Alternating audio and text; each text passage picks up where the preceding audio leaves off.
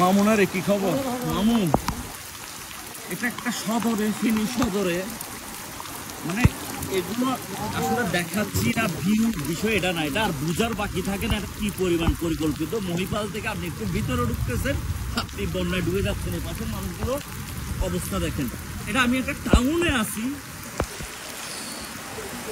আল্লাহ মালিক, তাওয়াক্কুল একমাত্র আল্লাহ। বেশি বেশি দোয়া করেন যাতে আল্লাহ তাআলা আমাদেরকে উদ্ধার করে। ফেনীর অবস্থা খুবই ভয়াবহ। সদরপুর এবং সবচেয়ে বেশি যারা আসতেছে ওরা কোন জায়গায় যাচ্ছে? ফুলগাজী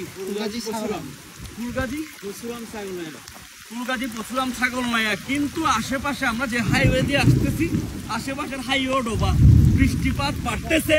আমার কথা আপনারা কতটুকু শুনতেছেন একমাত্র আল্লাহ মালুম। আপনারা এখন আলোচনা না করে, কে করিম সে করিম এসব চিন্তা না করে আপনারা নিজ নিজ জায়গা থেকে ফান্ডিং কালেক্ট করে পরে যাবা। এখানে ফান্ডিং কালেক্ট না করা, তাও নিজেরা নিজেদের মতো ফান্ডিং কালেক্ট করে বোট নিয়ে এসে রেস্কিউর কাজটা করেন। এখানে আর কিচ্ছু চাচ্ছি না। আল্লাহ মানুষজনের,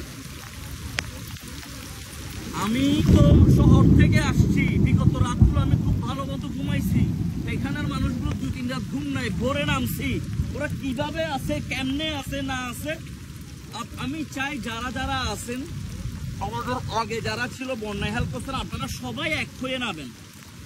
এখানে বিভেদ করিয়েন না, ঝামেলা লাগাইয়েন না, বিকাশ টিকাশ এসব নাম দিয়ে কিচ্ছু করিয়েন না। যেমন আমাদের টিম গঠন করছি আমরা চট্টগ্রাম থেকে, আমাদের মেয়েরা সব মিলাই।